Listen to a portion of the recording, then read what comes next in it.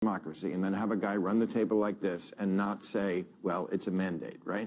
Is that right or wrong? Is it a mandate? Yes, the Harvard Institute of Politics student president came out with an op-ed today talking about how they weren't going to forego democracy for the sake of nonpartisanship. Set aside that they might have wanted to talk to a lawyer before saying their nonprofit was now going to be a partisan organization. But the idea that you're going to be pro-democracy by not giving a voice and allowing other students to hear from speakers that belong to the party that just won through a democratic process, like that's where the left has a problem. They become the party of the faculty lounge. They're so condescending. They're so arrogant.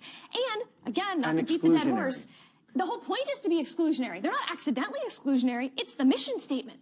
Yeah, no, I mean, I saw Kamala was on Saturday Night Live, as the losing candidate often is. It worked so well for Hillary. Let's run that back.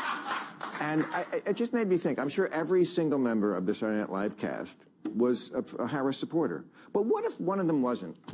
What if one of those cast members was for Trump? Would they have felt comfortable saying so? I really don't think so. They would have had to keep it to themselves. That's not a good place for us to be. I remember when... And that happens even more on the left. And I remember when Elon Musk hosted, and this is well before he was a Trumper. This is 3 or 4 years. He was just the richest man in the world. And a number of the cast members on Saturday Night Live, like, they didn't want to deal with him. They didn't exactly boycott, but they made it plain. And I was thinking, really? You have Elon Musk on your show for a week. You could talk to one of the most interesting, brilliant people the world has ever produced, even about this issue that bothers you so much, that he's so rich and lots of people aren't. But no, you don't want to even deal with him. That's what I hate about the left. You're brats. You're brats and you're snobs, and people don't like that. And not in the brat summer way. Not in a brat way. That's right, not brat summer. Look at the dating. Look how good that worked. Look at the dating numbers. Liberal women won't be friends with, won't date a conservative man.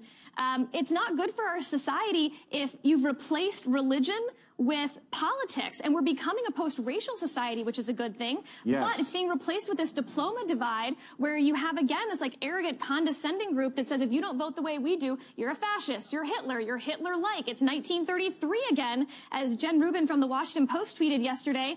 During the attack on Jews in Amsterdam, she's tweeting about how it's 1933 here. Let's look at Europe for a second. In some ways, he is Hitler-like. I'm sorry, but that's just true. Not Hitler, but...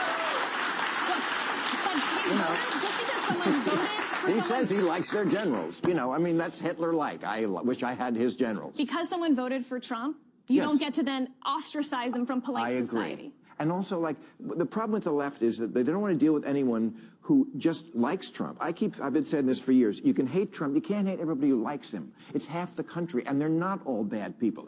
Politics isn't an extension of a person directly like that. Yes, it's easy for you to think you're better than Trump. He steals from charities and suggests shooting protesters in the legs. It's not a high bar. But that's not who these people are. You know who ended the character debate in this country? It was the left with Clinton. Right? I mean, they're the ones who said character didn't matter in the White House, and now suddenly they think character matters a lot. I thought character mattered the whole time. Well, Clinton has a way better character than Trump. Bill Clinton and Donald Trump? What was Bill Clinton's giant character flaw? He likes pussy. Oh. Pussy that doesn't like him back, by the way. He was accused of rape pretty credibly. That's true. That's true. And the left told us he was the feminist president, that we were supposed to get behind him as women because otherwise you were a traitor to your gender. And by the way, people who didn't vote for Kamala Harris, I'm seeing a lot from the left say that it's because they're sexist. No! You don't have to vote for the woman who's only been in campaigning for 3 months because the dude put her in a position to fail.